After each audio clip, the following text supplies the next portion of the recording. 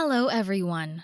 Today, we are going to learn about the second method of mineral mixture composition design, the graphic method.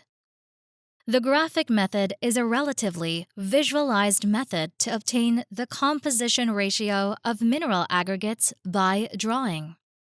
It is suitable for the design of more than 3 or 4 components, and its application scope is wider than that of the trial calculation method.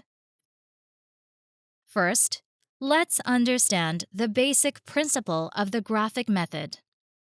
In the previous study, we found that the grading curve is usually drawn in a semi-logarithmic coordinate system, and the median value of the drawn gradation range is a parabola. A parabola is a curve and is very inconvenient to draw. It would be nice if we could turn the curve into a straight line. In the graphic method, we can use the passing percentage pi of the ordinate as the arithmetic coordinate, and the particle size of the abscissa is expressed by d over d to the nth power. That is, the aggregate particle size d divided by n power of the maximum particle size d, so that the median value of the grading curve drawn is a straight line. Why does it become a straight line? According to the Taubal formula, P equals 100 times d over d to the nth power. The passing percentage P equals 100 times aggregate particle size d divided by the nth power of the maximum particle size d.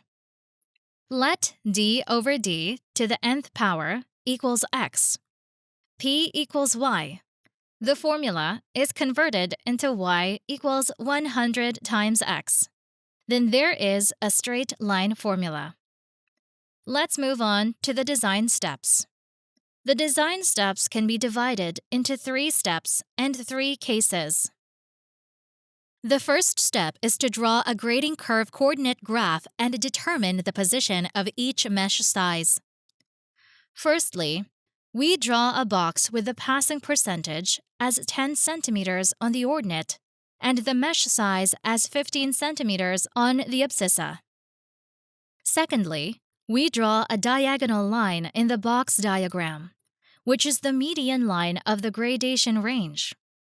Thirdly, we determine the position of each mesh on the abscissa through the median value and median line of the passing percentage within the gradation range.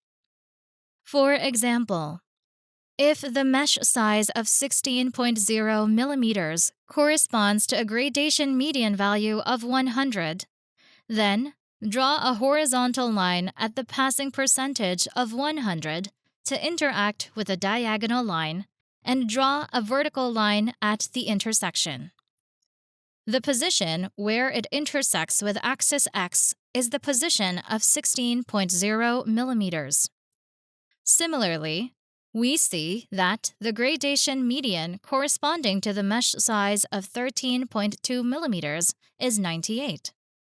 So, a horizontal line is drawn at the passing percentage of 98% to interact with the diagonal line, and a vertical line is drawn at the intersection. The position where it intersects with the x-axis is the position of 13.2 millimeters. In this way, the position of the mesh size on the abscissa is determined. Note, the position of each mesh size on the abscissa is determined by the median value and median line of passing percentage through the gradation range, instead of being marked according to the aperture size. The second step is to draw the grading curve of various aggregates and determine their consumption. There are crushed stone, aggregate chips, sand, and mineral powder. Their screening test results are as follows. According to the 1-to-1 correspondence between passing percentage and mesh size in the table, we draw the grading curve of various aggregates in the figure, animation drawing. After the drawing, we focus on examining the positional relationship between two adjacent grading curves. There are only three conditions for the position between two adjacent grading curves: overlapping, joining, and departing. In the following figure, for two adjacent curves A and B, the projection of their head and tail on axis X is overlapped. We draw a vertical line in the overlapping area to make the ordinate values of the two grading curves intercepted by the vertical line equal. That is, A equals A prime. There is an intersection point M between the vertical line and the median line. Draw a horizontal line through the intersection point M to intersect with the ordinate at point P. Then, the proportion of OP length to ordinate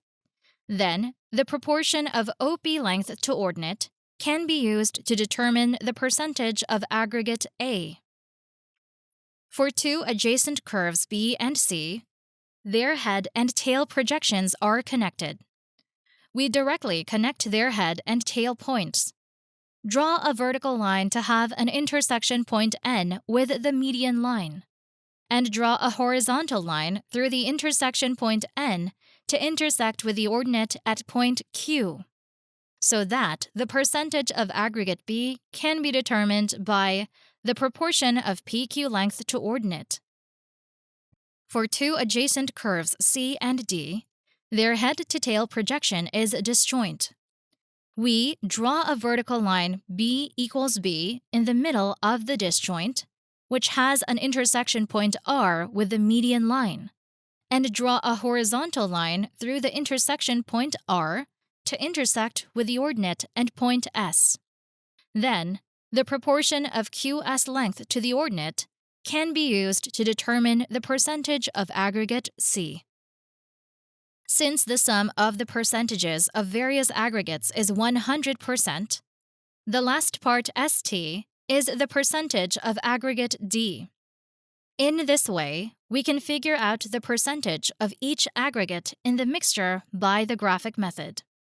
The third step is to check whether the calculated composite gradation meets the requirements according to the aggregate consumption obtained from the graph. If it fails to meet the requirements, that is, exceeds the gradation range, the dosage of each aggregate shall be adjusted. The check method is the same of that of the trial calculation method, so it will not be repeated here. Today, we learned the second method for the preparation of mineral mixture, the graphic method. The key point is to determine the position of each mesh diameter on the coordinate graph of the grading curve. Difficulties: how to determine the amount of various aggregates by making a vertical line according to the position between two adjacent grading curves. I hope that students can combine the examples and exercises in the textbook to consolidate after class. Okay, that's all for this lesson. Thank you.